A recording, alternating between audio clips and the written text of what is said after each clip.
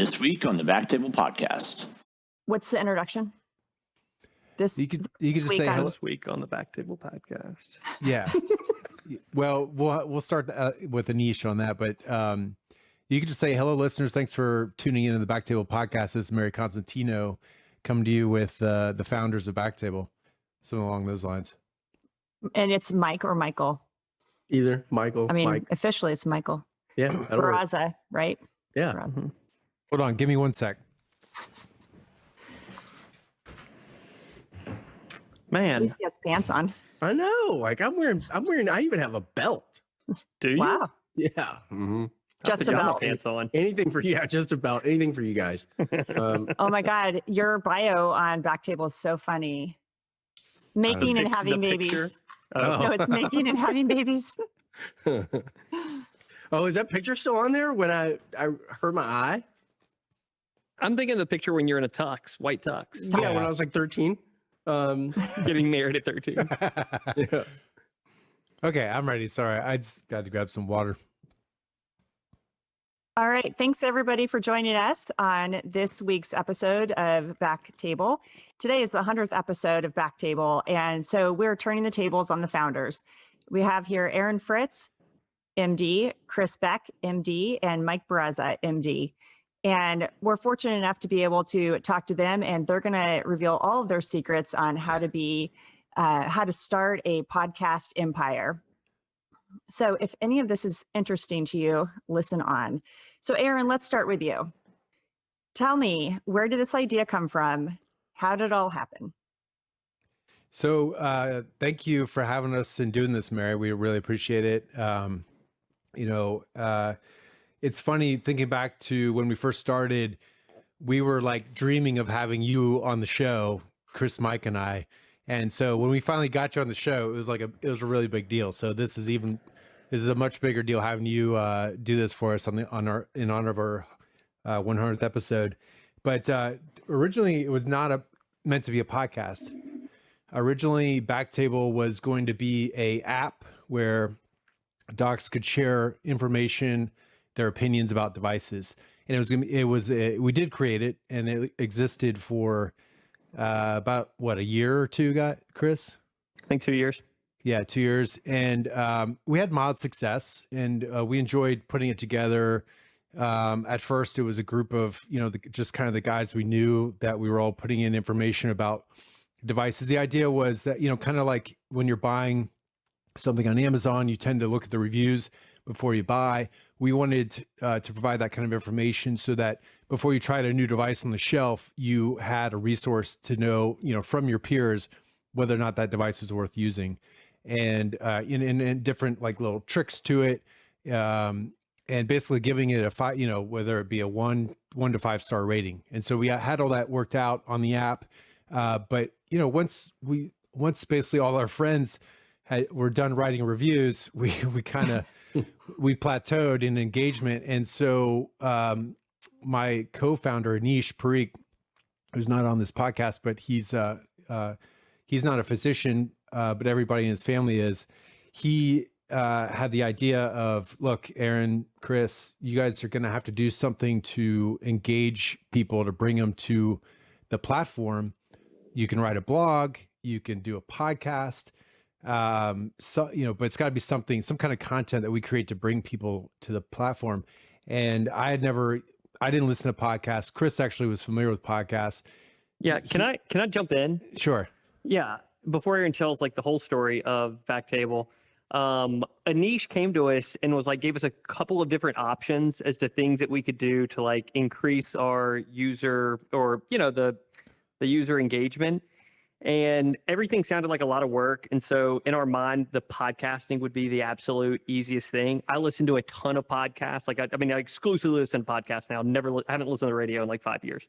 And so we decided to jump into the podcast almost exclusively because we thought it would be the easiest thing to do. Not because it was like this super well thought out plan of the podcast empire. It was like the minimum amount of energy for like what we thought would be the maximum amount of engagement. Well, fun fact, Chris, the average listener listens to 7 shows a week.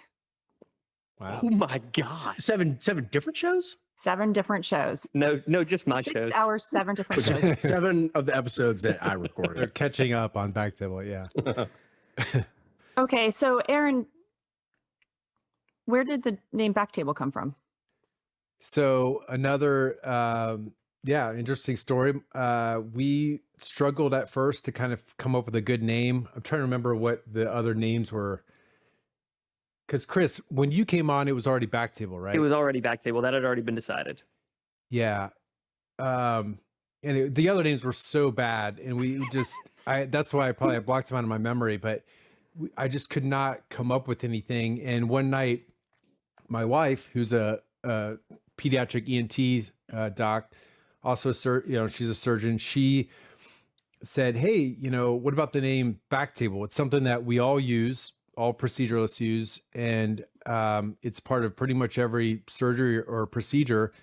And so it's kind of like a code word for surgical subspecialists."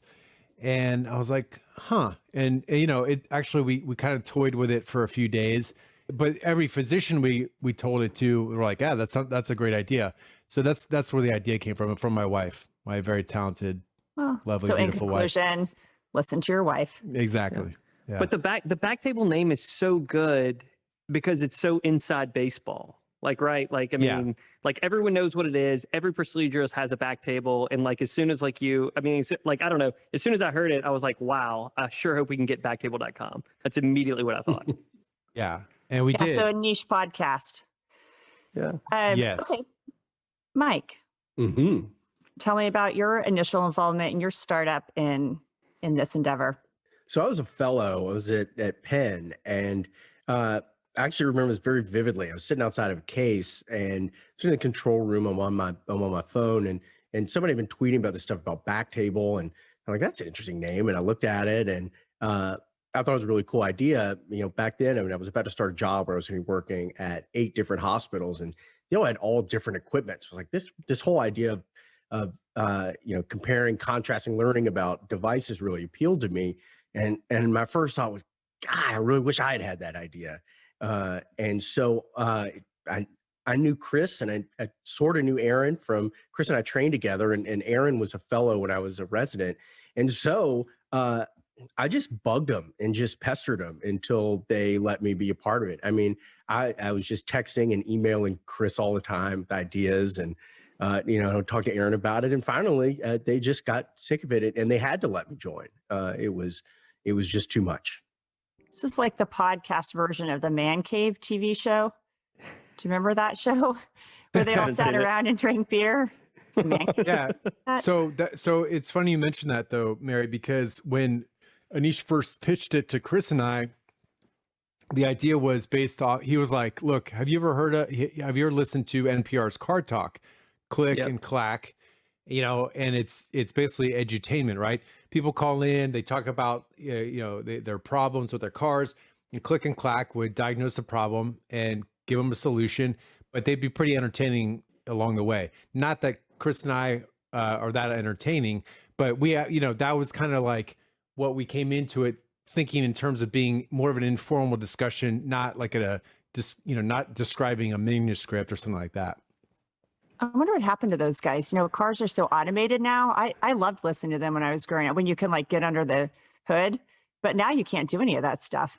Yeah, dude, I think Click and Clack, they retired the show like 5 years ago. I remember it distinctly because Click and Clack were like, for me, like one of the original like podcasts. Like I listened to like all the like retired episodes, and then I remember when they were taking it off the air. It was a sad day for me. It's because of the computers, because of the computerized cars, yeah. I bet. Okay. Chris Beck, tell me about your intro to all of this. So I don't remember what year it was, but Aaron came to me during SIR. One of the things that, I don't know if we've told anyone or people or listeners are aware, like the common thread that like runs between everyone in BackTable basically is like Vanderbilt. Like, so I knew Aaron when I was a resident and I was rotating through IR, he was the fellow. And then Barraza was 2 years behind me. So we were all kind of connected to this Vanderbilt family. But Aaron came to me at SIR and was asking me if I'd be interested and kind of describe like the original concept of the app, which was basically like, the way I understood it was like Yelp reviews, but for interventional radiology stuff. and not like a proud fact, but I'm a big Yelper. Like I do a lot of Yelping. I do a lot of like meta review sites. Like I'm big into meta review sites. And so this resonated with me. I was like, yes, this is going to be awesome.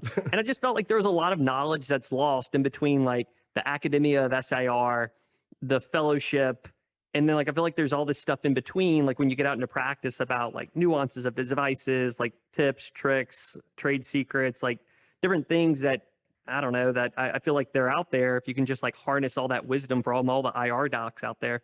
So that's where I thought the real power of the app would be, and like all this like pooling of all these resources. So Aaron came to me and talked about the app, and I was on board like immediately. Like, I mean, he was like halfway done telling me about it, and I was just kind of like nodding my head the whole time, like, yes, of course we should do this. Yeah, so that explains Peter Bream. Yes, exactly. Okay, because for the listeners, the first episode of BackTable was bone marrow biopsy devices. The second episode was G-tubes, 2 ways with Peter Bream. Third episode was tunnel dialysis catheters with Peter Bream. Yeah, Bream and Brandis. Yeah. Bream. So Bream was my fellowship director at Vandy, and attending for these guys when they were residents. And it's funny because I did, when I was a fellow, at the end of my fellowship, it's when I had the idea about the device app, and Bream and I talked about it a little bit. And then, he was like, well, have you ever heard of whichmedicaldevice.com? And I was like, yeah, but that's over in England. And I'm talking about the US, like the US needs its own thing. And then it took me 3 years until I was sitting on the couch talking to Anish. We were drinking beers, watching hockey, and Anish was telling me what he does. He basically is a startup accelerator, or like a what's the other way to describe it, Chris? Like a I like startup accelerator. I feel like that sounds really cool. He just kind of like told me that he is in the business of helping businesses go to market, get started. Yeah, exactly. Yeah. He helps startups get started. And so I told him about the idea, and he was like, and him having some medical background, he basically was like, look, we should make this happen. And, he convinced Gopi and I, and then I think he's really the one, even though I described it to you, Chris, I think Anish was the one that sealed the deal by the end of SIR. That it was DC. Oh, it was in DC. Yeah. Anish, I think Anish was the one who like pitched it at the end, but I mean, that was a lot of the nuts and bolts of the business. That wasn't like really the concept of like what BackTable was. Yeah. And so then did you get an app writer? And I mean, you've self-funded and you had somebody write. Oh, so tell us about that story. How long do we have? Yeah. Right. Those were the down years of BackTable. I mean, early on. Hold on. Before Aaron talks about the down years, one, the app is the shit. The app is good. People still ask me about the app and if it's ever coming back. So it's not, I mean, the app was really, really cool, and it's still a really, really good idea. The problem with the app is that it's very, very resource intensive, which is what we had no idea about. But right. I'll let Aaron give his 2 cents about it, because I'm still a big fan of the app. I love the app. No, I'd say the down years because of what goes into also finding a good developer, right? We went through a lot of developers. We went through some that were very painful in the very beginning. And then we finally found one that was good. And then, like, I don't know, he worked with us for maybe a year, and then he moved on to bigger and better things and left us with somebody else who. There were way worse things.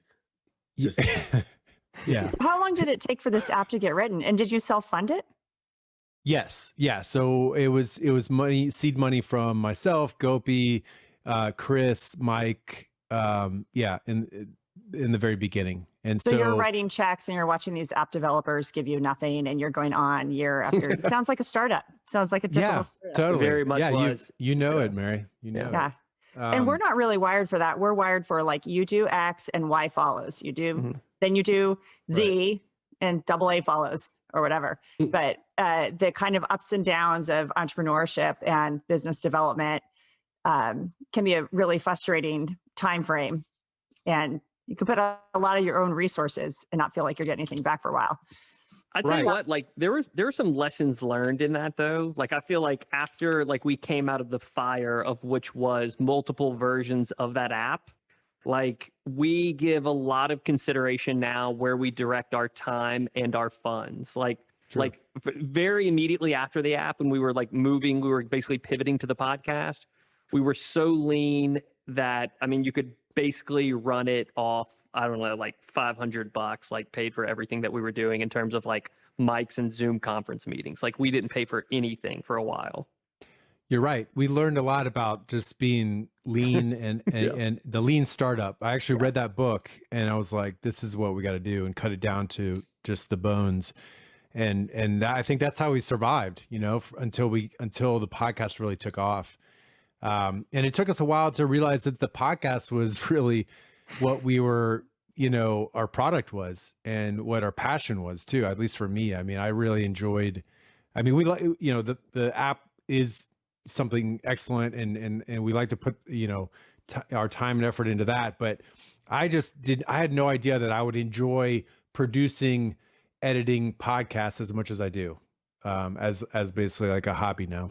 I think that's one of the things I'm proudest of with what we've done, is that, you know, I'm with Chris. I thought that the app was a great idea, and I really thought we had a lot of room to grow. And at first, when we started the podcast, I don't want to say I thought it was a bad idea. It's like, I just don't think that this is going to be our focus. And I think we all just did a good job of kind of pivoting and, you know, just kind of gauging their reactions to what we were doing, and just running with it.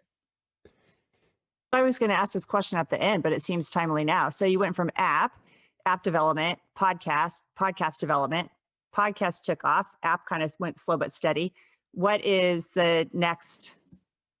What's next? So I want to talk a little bit about Michael, though, and when he came on, because when he came on, it was perfect timing, where we had done 5 or 6 episodes. You know, we did the one with Chris and I, we did the one with Breen and Brandis.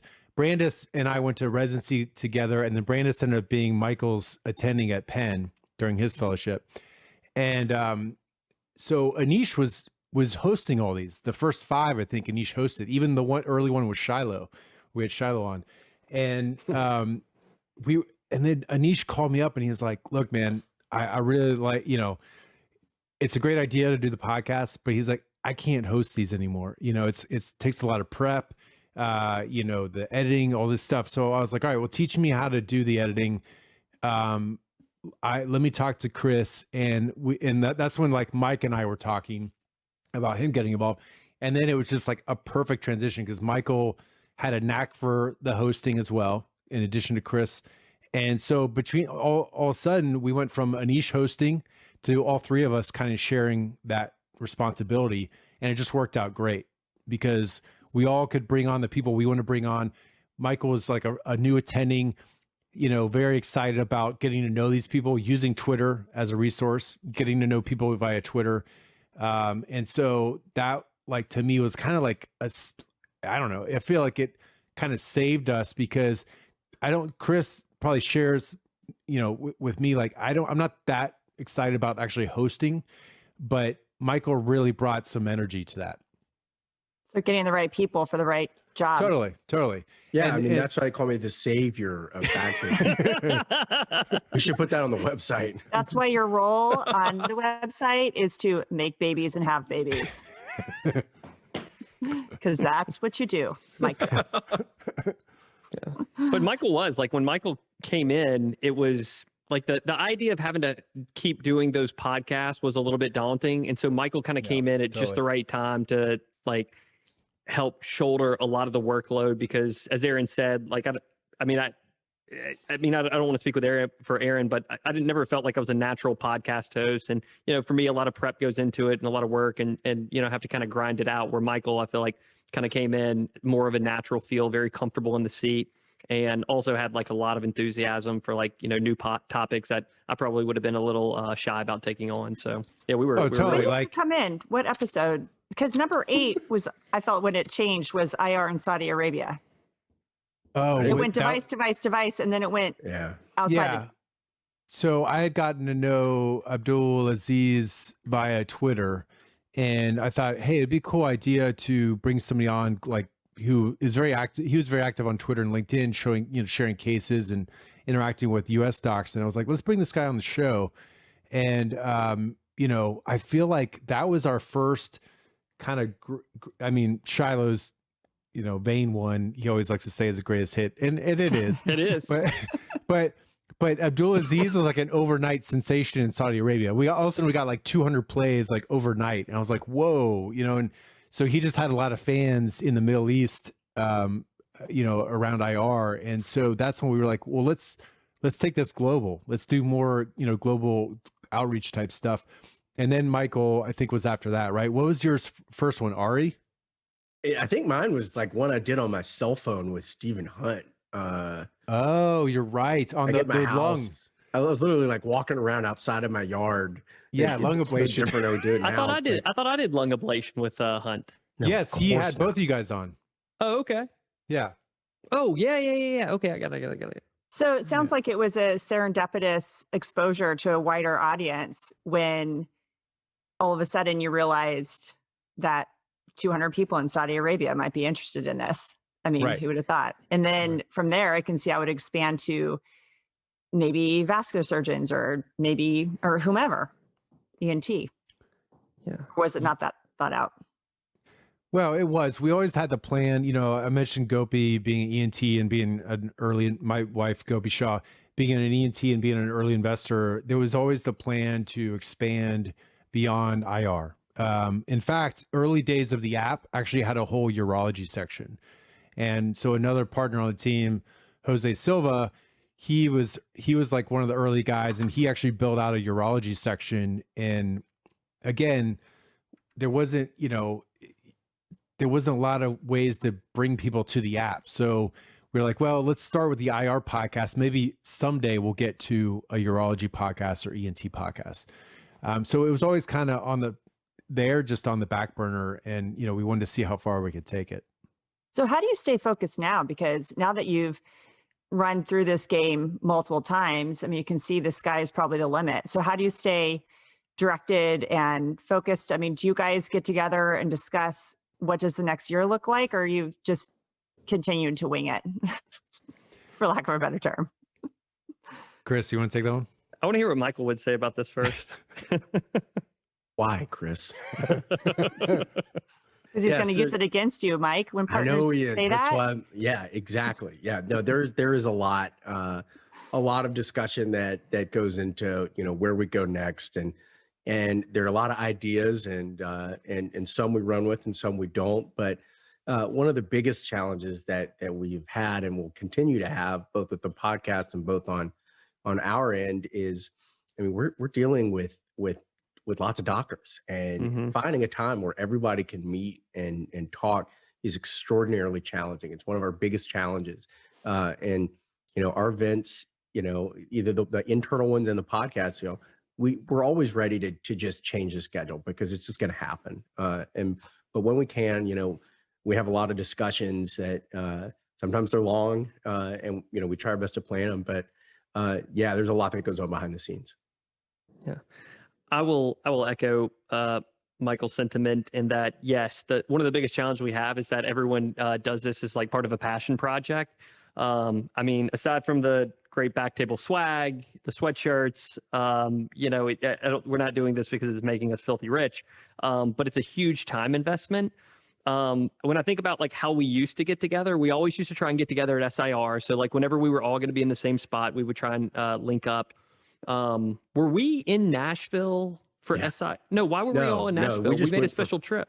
Yeah, it was just kind of like a BackTable session. Yeah, so we've actually even made it a point to like all go to the same spot. We went to Nashville one time, and our meeting consisted of, we went to dinner, but we did paintballing. We did a paintballing event, which The was infamous business trip. I love it. You guys can go anywhere now under the guise of a business trip and do pretty much anything. It was worth it. I'd never been paintballing it before. Yeah, it was so I was much by far the best paintballer. Yeah. I just want to make sure everybody knows that. Yeah, it's a great team building experience, right? I've heard great ideas come out from Alaskan fishing trips. Yeah. You know, Caribbean Trips to Vegas. cruises. Yep. Trips to Vegas generally result in bad things if you're videoing. And then now, you know, in you know, the post-COVID world, I mean, we meet at least 2 or 3 times a month. I mean, a lot of Zoom meetings. But you know, like Michael said, it's hard to like get everyone in the same spot, even if it's virtually. But as we're kind of growing and this is getting bigger, we are devoting more time to it. And there's certainly more of, I think, an approach to more organization around what we're doing. So you can't make a living doing this. I think you could. The thing is, I mean, the thing is, it's going to sound like such a jerky thing to say. You could make a living doing like podcasting and interventional radiology. You just can't make the same living doing podcasting as you would as an interventional radiologist. Yeah. We could fire everyone. Yeah. Yeah, Very because you lean. guys have employees now. Yeah, we do. And I mean, you have do you have infrastructure? Do you have a corporate agreement? You have an attorney? Like, do you have all that stuff too? Yeah, Anish can, make sure that we have all that stuff. That's Yeah. that's his department. Yeah, and he's still involved. Oh Is that yeah, right? yeah. Oh yeah, Yeah. for sure. I will say, like, our attorney, who I don't think any of us, maybe Aaron's met him, but he got us. We are trademarked. Yeah. Nice. I remember when I that have it came on my through. wall. Yeah, that was awesome. Yeah. It's pretty cool. We even So- had a debate within the company when we wrote down BackTable. Should we put the TM next to it? Right. Right. Forgot Yeah, about yeah. that. Yeah. I'm going to Maybe try to get someday. another company going called BackTable with a P. Or with a capital B, capital T. So Chris is still threatening to go off on his own and start BackTable. Yeah. Right. All about epic shortcuts. Yeah. Yeah. So there is always the BackTable spinoff, which could be a major competitor. I will also say, like, as new different ways to connect. I mean, right now we're very active in Twitter, LinkedIn, and a lot of other social media. But as new stuff comes out, like TikTok or Instagram, my girlfriend Sherry gobbles up the BackTable handles, and she hoards them until we want them. So Nice. yeah. Do you guys get Yelp reviews? I don't think we do. No, we get reviews on iTunes, which Chris, you should know this. Do you Well, want yeah, people I to know we don't. review? Do you want people to review on what can listeners do to support that review? definitely. I mean, as iTunes? Chris mentions at the end of every episode, we would love iTunes reviews. I don't think Spotify doesn't do reviews, right? I don't think so. No. The only other one that does is Stitcher. Let me say, yeah, I think it's just Apple. But that The definitely review on definitely iTunes. helps. Yeah, Okay. when you go to iTunes. Everybody yeah. out there, review on iTunes. Yeah, that'd be So helpful. let's talk about interviewing and interviewees. I listened to a Gloria Steinem and Howard Stern podcast once, which was interesting. And they were talking about his interview skills. And he is actually the best interviewer. Number 2 is David Letterman. Number 3 is Oprah Winfrey. And number 4 is Jon Stewart. So I thought a lot about how it is to interview people. The most watched interview is Oprah Winfrey interviewing Michael Jackson with 90 million views. Yeah. So what is your favorite? What's your favorite interview? How do you like interviews to go? Do you have a person? Do you have people that you love interviewing? Do you sometimes get off and think, wow, that was horrible. That was rough. We're not having them back on. I or think vice Michael. I think I'll Michael jump should in. handle this one. I have a lot to say. Yeah. So for one, it turns out a lot of the time I'm wrong. When I think it goes really well or really badly, not everybody agrees. There's some that I've done that I'll text here and I was like, "Dude, that was garbage." And then I'll hear later that week, they're like, "God, that was amazing. That's the best one you've ever done." It literally happened recently. The other thing I've noticed is that the ones that I think are really bad or really good, it doesn't really correlate with how many listens. The ones that get a lot of the listens, on mine are some of the worst ones I've done in terms of like how interesting they seemed or how the rapport was. People really care about what the content is, what we're talking about. If it's a topic that is really relevant to a lot of listeners, they're going to listen. But some things we've learned along the way, spend some time at the beginning talking to your guest and kind of get to know them a little bit. I try to learn a little bit about the guest beforehand if I haven't already. But there are certain guests that they're so good at it. Some of them they're just naturals. And You know, like it doesn't matter what we throw at them; they just seem so polished. And you know, and others, some are just really good personalities that you can really establish a great rapport with. But you know, I think what makes a good podcast on my end and what makes a good podcast for the listeners, they're not necessarily the same thing. What do you guys think? Well, I totally agree that, I mean, as when you're doing the podcast and then sometimes having to go back and listen to yourself, you know, it's just natural that you want, like, you yourself want to sound really good, and you want a lot of things that are good about the podcast, and you kind of lose focus or lose touch that no one really gives a shit about how we sound or how the guest might, you know, go on a little bit long, or some of the things that like we think about when we think about good podcasting or a good show.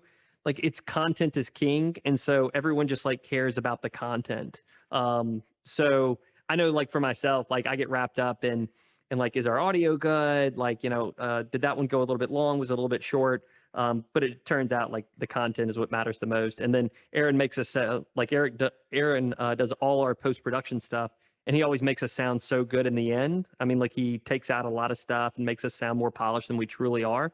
So I think we all end up being pretty good. I will say, I think there are like a small number of guys that you get, well, guys and girls that are just like good talkers. There's something about the way that they deliver, how they come across. Like, I always thought Anish, like, he's got like that gravel in his voice. Amazing. Like, yeah, it just comes off so solid, like, when on the mic.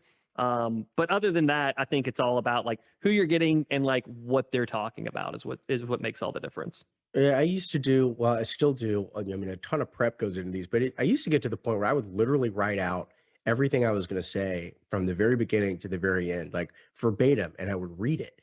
And sometimes that would work out really well. And sometimes it would just be so dry.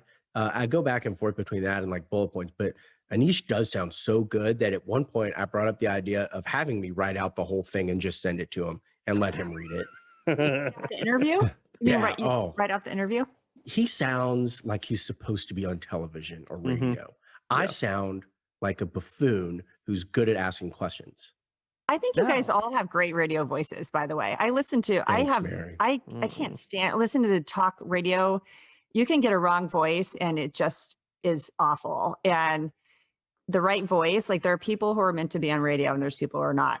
I think you guys all have good radio voices. Anish is one of those people. Yeah. I do not feel like I fall into that category. Well, so a lot of this, the editing, Aaron, how did you learn how to edit? Because I think that product is probably, I don't know what percent you give it to, 50% interview, 50% edit, or even more down to the editing. So how did you learn how to do that? YouTube videos. No, I mean, Nice. That's not far off. Right. No, Anish gave me the basics with GarageBand. I mean, I like Apple's, you know, applications because they always make it very user friendly. Like, I would always make little movies with iMovie for my kids, you know, and put music to it and stuff like that. And so I found iMovie pretty easy to learn, and GarageBand wasn't much of a stretch from that. So Anish gave me the basics, and then I kind of just learned the rest watching YouTube videos.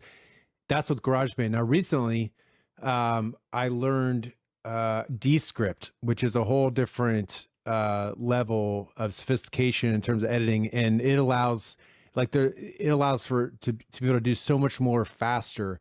And so, like, for example, just to give you an example, filler words, you know, people commonly will fill in with you can select it. First of all, it transcribes it immediately within like a minute, the whole recording, and so you're watching the text while you listen to it. And so you can just highlight an or an and right click and say remove filler words, and it will identify every and through the whole recording and delete it. No way. Yeah. And you can, like, that used to take me probably 45 minutes on GarageBand. It takes me, you know, like I said, 30 seconds to a minute on Descript. So that's why you have all your podcasts typed out on your blog. I thought you were sending them probably to an assistant somewhere overseas to type those out. Well, to get them that fine tuned, you actually have to I use something called rev.com, and it pays, it's like $1 a minute So for a 30-minute podcast, it costs about $30, and they do a really good job. It's like probably 99% accurate, even with the medical terminology.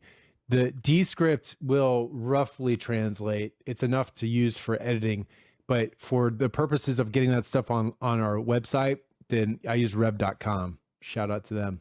Is that voice recognition or is it an actual person?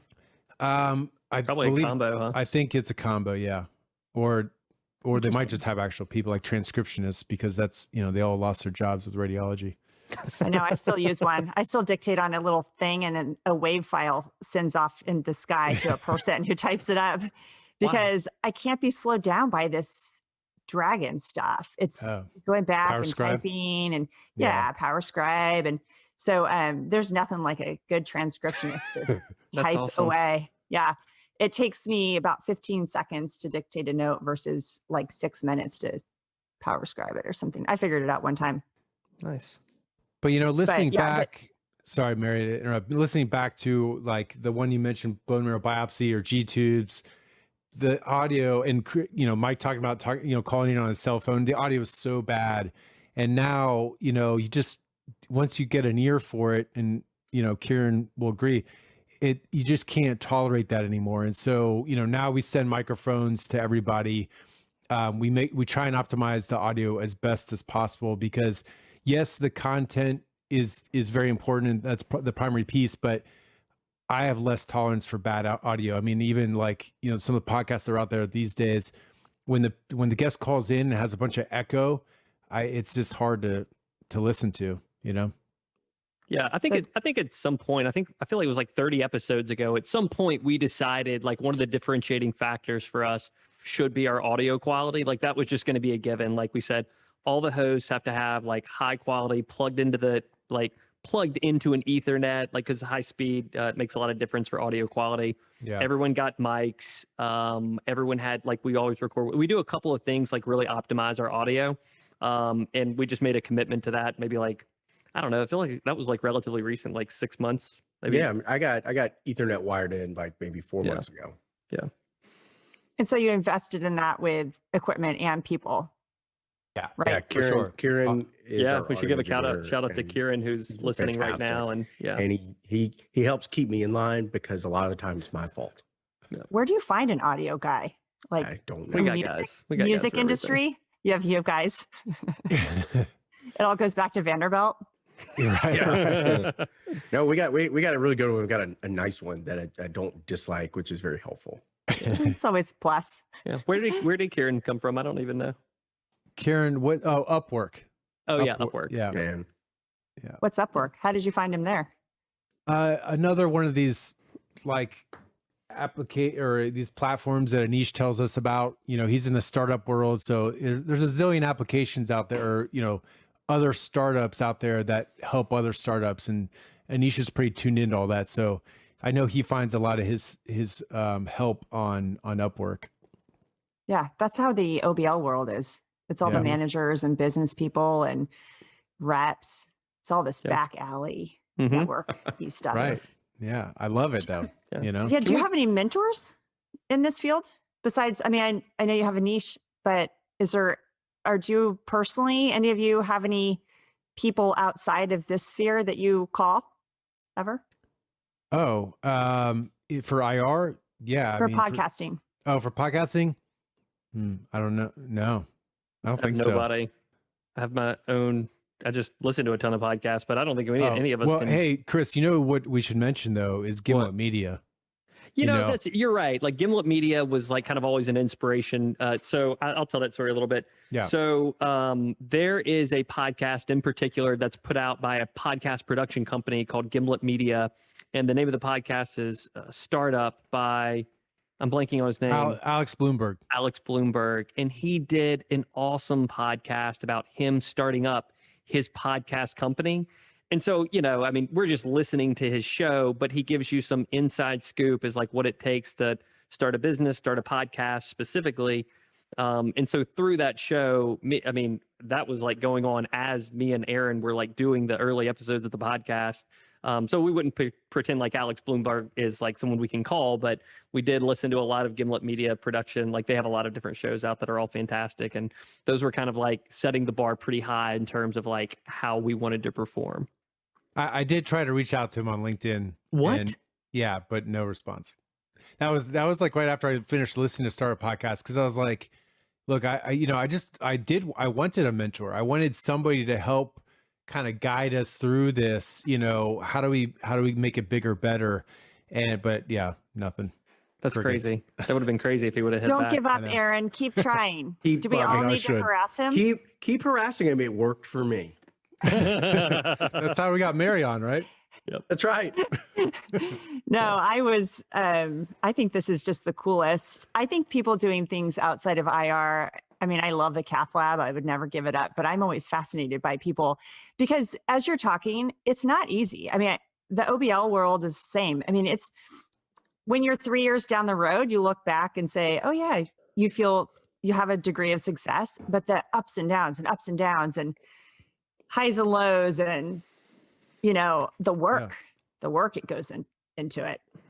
Yeah, that's for sure. Was there ever a time that you wanted to not proceed, that you thought, it was fun dabbling in this, but we're going to stop? There were times early on with the app where, especially when that engagement plateaued with people like not really coming back to the app to fill out reviews. And, I'm like texting people, calling people, hey man, can you leave a review for the Denali filter for me? Or, I'm like hounding people to try and get them back on. And I was just like, where is this going to go? How do I keep this moving forward?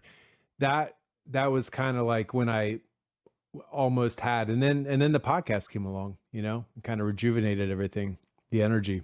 So right now with the podcast with people, I mean, I get the sense that everybody in the world wants to be on this now. It seems like, I mean, the ideas are just endless. And I'm going to guess you have people coming who now the tables have turned.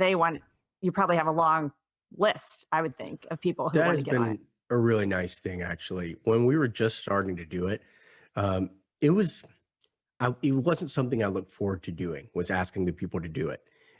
Because I knew, because they didn't know who we were. And, we're asking them to give up a lot of their time. And I'd email them and I would almost be embarrassed when I'd ask them, I was like, hey, can you please just come do this? And so, we would start with people we knew. That's why there was a lot of Vanderbilt and Penn early on. And it has gotten to the point now we'll get an email like, hey, can I please come and talk? And sometimes the answer isn't always yes. And that has been a really nice thing because there are a lot of people with a lot of great ideas that we didn't think of. And we want people that want to come on. Like I like that I don't have to try to talk people into coming on. And now that they know who we are, it's easier to get people who want to come and talk or enthusiastic. And that makes for a better show. And I imagine you're getting at this point, people who want to be on to kind of as a method of their own social media production. They want to market themselves or something about them. How do you handle that? Yeah, there's a little bit of that, but I always think about it as that's really what we do. I mean, that's what we've been doing from the very beginning, is showing off people's skill sets and the fact that they're experts. And that's part of why I enjoy it. I mean, whether they have their own agenda, it doesn't really matter to me. It's just if it's good content and if it's educational, then let's put it out there. Yeah. I will say that, I mean, I don't think we always had it right. I mean, I think it's like we continue to like, it's a constant process of dialing in exactly what we wanted the show. I mean, we've certainly done, I don't think we've ever put out an episode that we weren't proud of, but we certainly have earlier episodes where we thought like, oh, we missed the mark on that, or maybe that sounded too industry, or maybe this guy was in it just to talk about his blog. Not that I can ever think of an instance where that actually happened. But that's something like we do talk about, and it's like a deliberate process. And to echo what Mike said, like it's been a fantastic switch in terms of like now it's less of an ask to try and get someone on the podcast. And I feel like we get more requests, but we still have to ask people to come on podcasts because we always are trying to find like the right person for the right topic.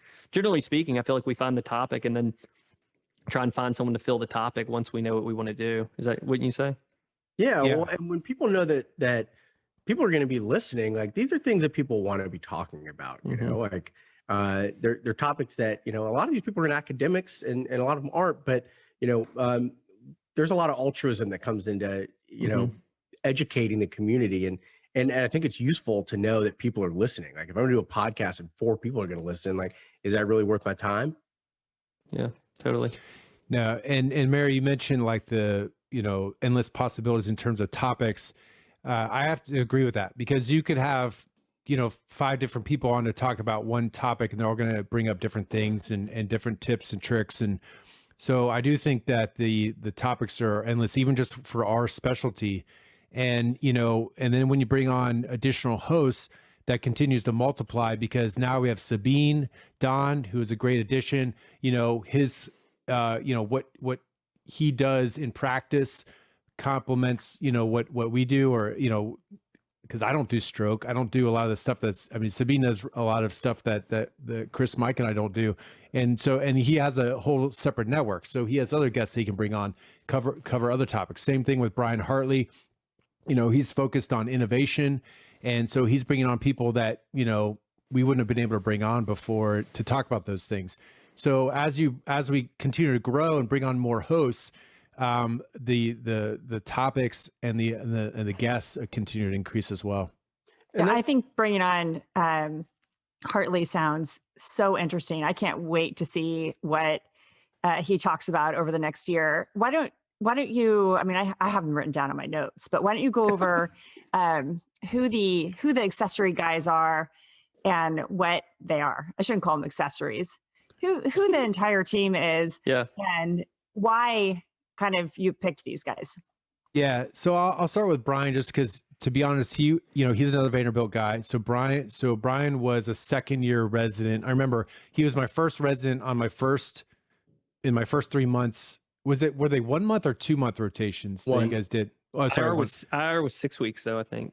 Maybe not. 6, yeah, that sounds about right. I think he was on 6 weeks, and Brian was my first resident, and so, you know, we kind of hit it off from the very beginning. He stayed on and did fellowship at Vanderbilt.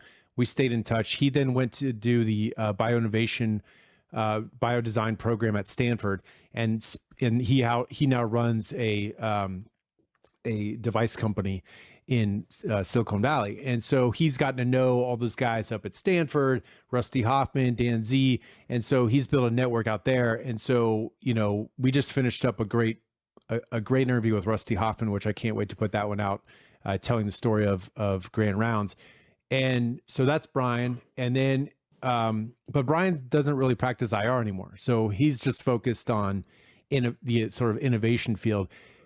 Sabine, we've been in, Sabine started, he also was an early guest, right? Mike, that was one of your first, having Sabine and Kumar on. That was a really good episode too. Yeah. Yeah. And those guys all met through Twitter, right? That was all like the Twit IR network. And that's how we started when we were inviting people. Mike Watts, Omar Saleh, Sabine, Kumar. I mean, a lot of those guys we just met through Twitter and the cases that were being shared there. And so Sabine's been a great addition. Again, like I said before, he does a lot of wild stuff. And he's got a really wide network when it comes to stroke and PAD. And then that's it for Brian Schmitz. You have Anish, Brian, Sabine. We got to talk about Brian. And Lauren. Yeah. Don't forget about Lauren Fang. Yeah. Oh, yeah. But no, there's so many people though. Like the BackTable network is bigger than that. Like, so can I give a shout out to Brian? Because Brian's one of my favorite people. Talk about Brian. Yeah. So Brian is he's a Swiss Army knife in the BackTable war chest. He has been a guy that has done like social media. He built out our entire website. He does a lot of marketing stuff for us. He was a former industry insider. What did he? I forgot what company. He was with Boston Scientific. He was with engineer. Boston Sci, and then formal, and then guy turned entrepreneur. He actually has his own business where he basically helps physicians build out their marketing practice, like he did for Aaron's vein practice in his former life. That's how Bryant and Aaron connected, and so that was kind of the role that he was filling for BackTable, and now he does so much for our company in terms of like man hours and in terms of like onboarding new people, in terms of getting our blog out, our newsletter, our website, which is awesome. It's actually a web app, as Aaron and Bryant like to call it, so you can get it for your phone. So shout out to Bryant. He's the man. Yeah. Yeah, I think that what maybe listeners may not know and what's coming across, which actually makes sense to me now, is you guys are doing this with people with some incredible expertise. And I mean, that job that you just described is very difficult. And it's like making a website is a lot harder than we think it is until we try to do it. So your infrastructure you have the right building blocks everywhere around you to be able to do this. And it's not just sitting down and interviewing people. You have all this other stuff happening. Yeah. Well, it's been very much been a process of like trial and error. Like for all the people that we named, there have been people who have not worked out with us. We wish we could say that every time we made a hire, it was for somebody for life, but we've been some people and some miscues along the way. But Brian's been incredible. Xander, who has now moved on to radiology residency. He used to be a medical student that was originally the guy doing our blogs. Xander was awesome. We got Lauren Fang, who is great. Yeah. Oh my God. So we have like had a network of BackTable people like come through, and for a lot of people. And Devin's also like working with me so hard to like get the website up and going. He like constantly produces content to like put on the website for like interventional radiology procedures. There's the teamwork. The teamwork makes the dream work is very much true. There are a lot of people who are not on the podcast show that make us look good in terms of production, post-procedure editing, our newsletter, our blogs, our show notes, which, Jesus, we didn't have show notes until like 20 episodes ago. And I'd been talking about it like since episode like 30. Yeah. You don't have to answer this question, but are you guys a company with you have all these people, like you have benefits and payroll, or maybe your benefits? No, everybody's a real HR system, or? No, I mean, everybody's essentially an independent contractor. Yeah. So we don't have like, full-time employees. They're all basically part-timers that help out. It's a medical platform. So a lot of the people that Chris is mentioning, they all have some sort of medical background, whether it be they med students or even pre-med. They have some interest in medicine, because that's very important. You can't just hire anybody, even for social media stuff. You gotta know the lingo. You gotta have some know-how in terms of like being involved with this sort of thing. Yeah. And like the things that they produce are really high quality, and like, it doesn't go unnoticed that like they're doing this while they're either in medical school and or residency. So, they're fantastic. We love those guys. I hope you guys have a non-compete, Aaron and Mike. We know, BackTable is sneaky. He's probably just, It's always around the corner. And don't forget about your mom who produced these sweatshirts. Right? Yeah. Oh my God. Talk about the swag. I wanted to get these for my lab. I said, who's your vendor? It says mom. Yeah, it's funny because Sonny Bagla reached out the other day too. Like, hey man, I need hoodies like these for my workers. And so I put him in touch with my mom. So I can do that for you as well if you want. Well, I would love that because I actually went to order these kinds of sweatshirts off of another site. Yeah. And Spencer walked by and he saw them in the cart and he's like, why are you ordering 16-ounce cotton sweatshirts? Whatever it was I was like, because I want it to be heavy, just like the Aaron sweatshirt. And he's like, yeah, that's probably 6 ounce. You don't even know what you're doing. And I just figured it was like the heaviest and navy. No, definitely not. No. No. Yeah. I've learned a lot about sweatshirts through this whole process because we had some bad ones that don't, if you go to the merch store, you actually can't get those originals because they're actually on back order. So interesting side story. I can't get these right now because the manufacturer switched to making masks. And so I don't know if it's the fabrics on short order or what, or they just COVID just ruins everything. So hopefully they'll ramp it up again soon. What I would love to get is how about BackTable glasses, like lead line BackTable glasses? Yeah. Can we segue? I don't know if this is, I don't know if anyone knows this story. Can we tell the story about the BackTable introduction music? I mean, we kept it kind of, Yeah.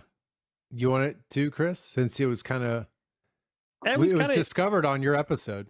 Yeah, I guess Right. so. I'll tell it, but fill in the gaps for me Sure. because I'm sure there's parts that I don't remember. So the current BackTable introduction music is what's the name of the band, Aaron? Is it Ripperoo? Skeptic Moon. Skeptic Moon. The song that we have is Ripperoo, and it is a band based out of New Orleans. They're a jazz band, but the inside scoop is that one of the band members is Dan Z's son, who is at Wow. Tulane studying music at. Is he at Tulane or? Tulane. Yeah. Yeah, he's at Tulane. So, like me and Aaron have. I mean, I don't know how many songs Aaron's listened to, but you know, you can't just use any song. I mean, you can't use anything by Ozzy Osbourne. You don't have the rights to it. So there's like, you can go to these websites like Audio Jungle and you can listen to song after song after song until you just want to pull your hair out. And even if you find something you like, sometimes it just doesn't work with the show. And for some reason, like this song, I mean, I think like both me and Aaron independently really liked it and felt like it, for some reason, like struck the tone of the show, had the right feel to it. We loved that it was based out of New Orleans, which is where Aaron did his medical school. I'm based out of right now. Mike's an hour and away. And then also like to have the Dan Z connection was just like an added bonus for us. And so we thought that was so cool. So you didn't know it was Dan Z's kid until after you picked it? I think Dan told us that he had a son who was had a band in New Orleans, and that made us independently like check out the music. And then when Aaron listened to it, he was like, wow, this would be awesome for the podcast. And then he reached out to younger Z and like he had to run it by his band to see if we could have permission to play it. That's so cool. Dan Z Jr. What's his band? Skeptic Moon. Oh yeah. Okay, you guys said that. Okay, so shout out to Skeptic Moon. Wow, I hope my kids are creative like that. You know, the one thing I noticed about BackTable, which I thought was really cool, is you guys are also documenting history in IR. And you're doing that through the current topics of today. I mean, I love historical medicine when you look back and just how things have changed even over my lifetime in it. And then, you know, we're in the era now where the greats are like retiring, the founding fathers, and you've just awesome interview series, the Western Angio series. I'd love to hear how that came about. But when you captured these incredible like stories from early IR, and you're doing that right now by capturing current day stories. So I really appreciate the historical aspect of what you're doing. Can you tell me how the Western Angio series came about? Yeah, so we were supposed to be on site at Western Angio, and we were going to do it was going to be more like interview style, like we usually do. Like, you know, a couple of years ago, we did Brooke Spencer and Isabel Newton, Peter Horner, Sabine Don came on, and we were talking about disease processes. And that was the original plan. And then when COVID happened, I was talking to Susan Jackson, the executive director, and she was like, you know, we want to do something, but we're not quite sure what. And would you guys be willing to do like a history of Western Angio podcast? And I said, yeah, that sounds great. Like, you know, sign us up. And so we kind of went back and forth. She threw out a bunch of ideas in terms of people to bring on. And we ended up with Dan, who came on and told a hilarious story about his first Western Angio. and then which that one was, I really liked that interview. That one was one of my favorites. And then we had Ernie Ring with Maureen Cohey, which I know, you know, that was excellent because Ernie is Maureen's mentor. And so that was, you know, he told some great stories about early tips. And then who was the third one we had on? It was Cumpy.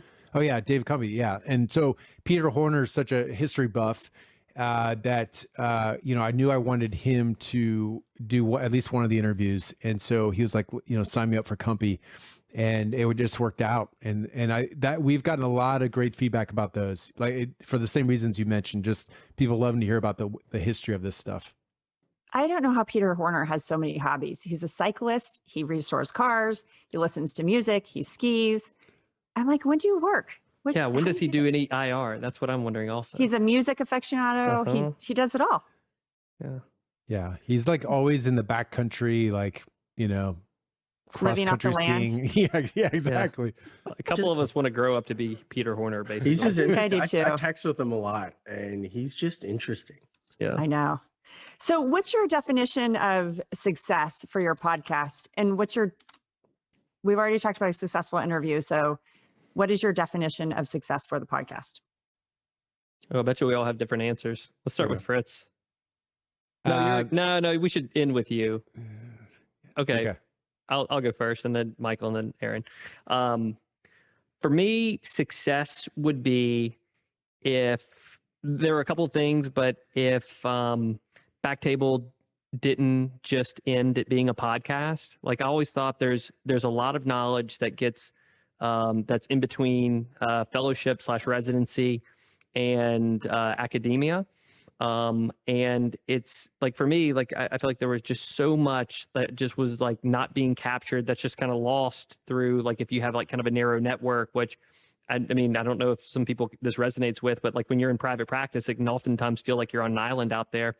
And you don't have the same camaraderie or the same like mentorship that you might have like in an academic practice. So for me, success would be if we can help those practitioners, whether it be in academia or private practice, like bridge that gap between, you know, what people in academics are putting in papers, what you're hearing at SIR and other conferences. If we can bring some of that knowledge and make it more accessible, and then in the process kind of change how people are consuming their IR education, that would be success to me. And the other part that would be success to me, it would be if BackTable became like a verb, like if you were like, if like the app, which I Like still you got love the app. backtabled? Yeah, well, that's not what I had in mind. I was thinking like if you had to dirty. if someone was like, oh, just BackTable it, like as if like that would be the way to like go and find out the answer. Like you would just like you would just go to BackTable Podcast, our YouTube channel or our website, and that's how you found the answer. Like Googled. Like, did Google do that? Did Google? No, I'm saying like we say Google it. You would say, I know. And right? Chris mentioned that early on. I remember you saying that like one of the first things, Chris, when I went back to it would be a verb. Yeah, I do. I mean, I still think that's like, I mean, that's when you really made it. And Yeah, you know, true. like, and if BackTable like, and I don't know what Michael's answer or Aaron's answer is going to be, but I strongly suspect that no one cares if we ever make a dime off of BackTable. But if 30 years from now, like this is our legacy and we're handing over to another bunch of interventional radiologists who want to take it over, then that would be wild, tremendous success that I would be thrilled about. And that's what you have to, I mean, these are passion projects. If you go into these kinds of things for the money, I imagine you probably could do better spending your well-educated time somewhere else. And it's a good idea. This can go on forever with just a different generation of folks. I think for me, success is simply just being a valuable resource. You know, a source that can help. You know, somebody at any stage of his or her career in interventional radiology, or ultimately, you know, if we're able to expand into other specialties, you know, for people with different specialties. I just want to be able to create valuable content, but have it be something that's useful for everyone. You know, it's not just for trainees, it's not just for people in academics, but you know, just a source of reliable content. And Aaron, final words from our founder, Aaron Fritts, describing what would make BackTable successful in your eyes.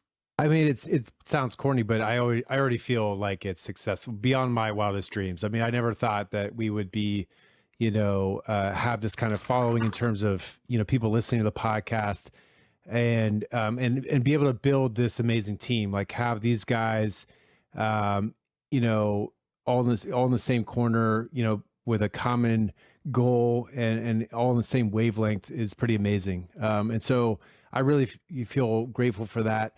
In terms of, you know, I just want to keep growing and keep evolving. You know, we've evolved so much since the first podcast. Here we are 100 episodes later, and we have so many ideas coming out in 2021. You know, kind of like along the lines of what Chris and Mike were saying, you know, I'm not a research guy. I never was. I'm not going to probably invent a new device, but this is my way to contribute back to our specialty and to medicine itself. And so just the fact that I'm able to make an impact in a different way means a lot to me. So success to me is just to keep evolving. And, like I said before, we're planning on growing into multiple specialties, continuing this collaborative feel that we had, the collaborative vibe that we have.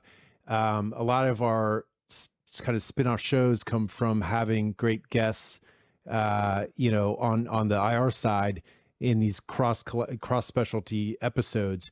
And so, Gopi's got BackTable ENT going. We're going to have some other specialties coming out in 2021. So I'm really looking forward to the future. Okay. And so we can end on some fun. Favorite moment of BackTable history? Favorite story, moment, top of your head, thing that stands out the most?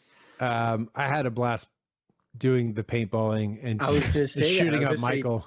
I was going to say defeating these clowns in paintball because I was the one who was the best at it. You lost consistently. I shot everyone. Yeah.